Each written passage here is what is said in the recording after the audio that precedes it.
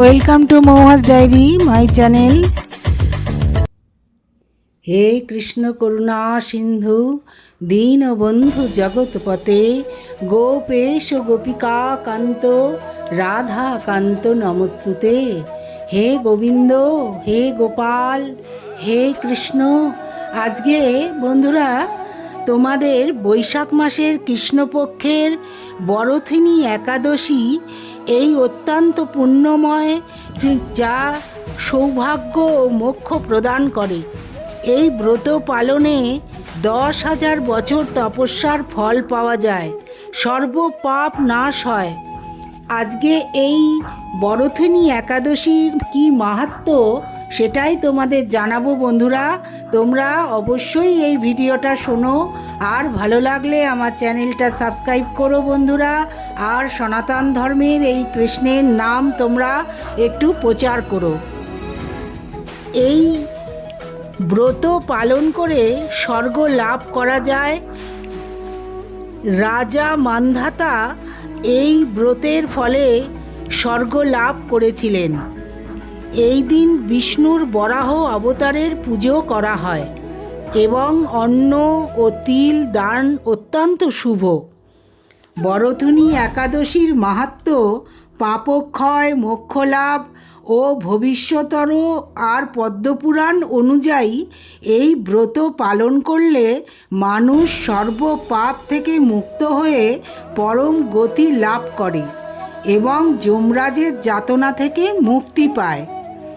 এই দিন অন্ন, তিল, জল, ভূমি, এমনকি কন্যাদান বা হাতিদানের চেয়েও বেশি পুণ্য ফল পাওয়া যায়। বরথিনী শব্দের অর্থ কি বন্ধুরা তোমরা শুনে নাও। সাঁজোয়া বা সুরক্ষিত। এই ব্রত পালনকারীকে ভগবান বিষ্ণু অশুভ ও অকল্যাণ থেকে রক্ষা করেন এবং ইহলোকে সুখ ও পরলোকে স্বর্গলাভ একদম নিশ্চিত করেন। এই বরথিনী একাদশী এই 2026-এর 28শে চৈত্র রাত্রি 9:32 লাগছে, আর 29শে চৈত্র সোমবার 13ই এপ্রিল বন্ধুরা সারাদিন একাদশী থাকছে রাত্রি 9:39 পর্যন্ত।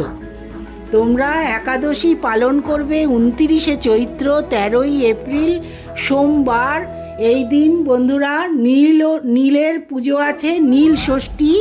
চৈত্র মাসের এই নীল ষষ্ঠীও ওই একই দিনে পড়েছে বন্ধুরা। আর তোমরা আমার নীল ষষ্ঠীর ব্লগটা অবশ্যই দেখে নিও। এই বরথিনী একাদশীর একটা ব্রতকথা আছে, যেটা খুব প্রসিদ্ধ ব্রতকথা, পবিত্র ব্রতকথা, যেটা তোমাদের এখন আমি শোনাচ্ছি বন্ধুরা। তোমরা অবশ্যই একাদশীর দিনে এই ব্রতকথা শুনো। এই একাদশীর ব্রত খুব শক্তিশালী, যা হারানো অঙ্গ ফিরে দিতে পারে। এক রাজা তপস্যায় হারিয়েছিলেন তার পা। সেই পা এই ভবিষ্যতর পুরাণে এই কাহিনী বর্ণিত আছে এবং তার সেই অঙ্গ রাজা ফিরে পেয়েছিলেন এই বরথিনী একাদশীর মাহাত্ম্যে। অনেক কাল আগে এই মান্ধাতার বলে একজন খুব দানশীল, সত্যবাদী, ধর্মপরায়ণ রাজা ছিলেন। তার রাজ্যে কোনো দুঃখ ছিল না, কোনো অভাব ছিল না। তিনি প্রজাদের খুব ভালোবাসতেন, প্রজারাও খুব সুখী ছিল। কিন্তু তার একটা মনে আকাঙ্ক্ষা জেগেছিল, যে ভগবানকে পাওয়ার আকাঙ্ক্ষা। সেই জন্যে তিনি রাজ্য ছেড়ে, গৃহস্থ ছেড়ে গভীর বনে গিয়ে ধ্যানে মগ্ন হলেন। ধ্যান করবার জন্যেই তিনি চলে গেলেন গভীর বনে। দিন যায়, রাত যায়, রাজা গভীর ধ্যান মগ্ন হলেন, শুধু ভগবান বিষ্ণুকে ধ্যান করতে লাগলেন। হঠাৎ একটা বন্য জন্তু এসে তার পা কামড়ে মাংস ছিঁড়ে নিল। কিন্তু অবাক কাণ্ড, রাজা কোনো প্রতিরোধ করলেন না। তিনি গভীর ধ্যানেই মগ্ন ছিলেন।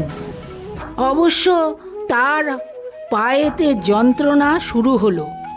তখন তিনি ভগবান বিষ্ণুকে স্মরণ করলেন।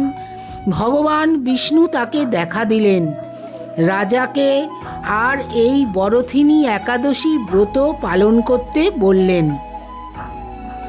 বৈশাখ মাসের কৃষ্ণপক্ষের একাদশী বরথিনী করো, তোমার হারানো অঙ্গ তুমি ফিরে পাবে।